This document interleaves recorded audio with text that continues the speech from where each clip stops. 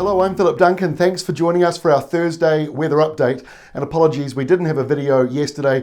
We've only got two people making these videos, myself and Sean. So when one of us is down, we don't make a video, as simple as that. So apologies for yesterday, but we're back today. And the weekend forecast dominated by low pressure. This is low number one. There's another one coming on Monday and a number of smaller ones in between, and maybe another bigger one later next week. And what it's going to do is bring in plenty of rain for the North Island. The North Island's been in a rainfall deficit for 5 years, which means most months we haven't had the usual amount of rain. A bit of rain has come through, but the totals at the end of the month well below average for most of those months out of the last 5 years. Now we're seeing a game changer with these big rainmakers coming in and really starting to change things. So high pressure over a big chunk of the country, cold in many places as you woke up this morning, except for the north, where you had a mild nor'easter coming through and plenty of cloud. Over in Australia, the big rain event around Sydney has now finally eased. That is the good news. And this rainmaker is now heading towards New Zealand. So this is the 48-hour rainfall, and it starts from 7 o'clock Thursday evening through till 7 o'clock Saturday evening. The biggest rainfall totals along the west coast here, where you're talking about 150 millimetres possible in this zone over that 48-hour period. In the North Island, it's this area through here where we're seeing the biggest totals, anywhere from about 50 to 80 or 90 millimetres, maybe even getting higher than that for the Eastern Bay of Plenty. Lots of 30s and 40s around the very top there. So a burst of heavy rain in the ranges of the lower North Island as well.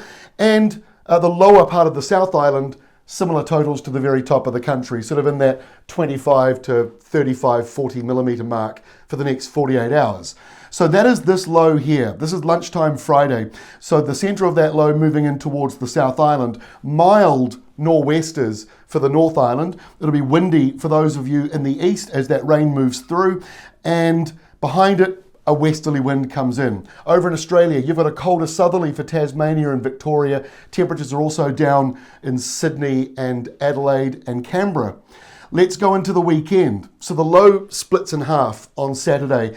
One side of it remains in the Tasman, the other side breaks off and goes to the Southern Ocean, rapidly deepening as it moves away.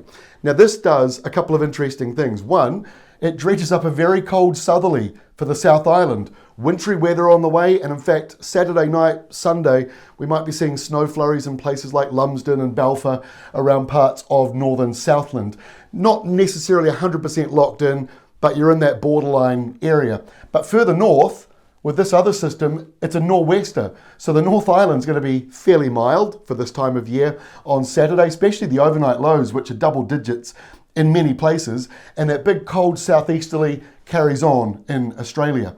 Now by Sunday, that system moves further up the coast, a few showers back into Sydney, nothing serious though.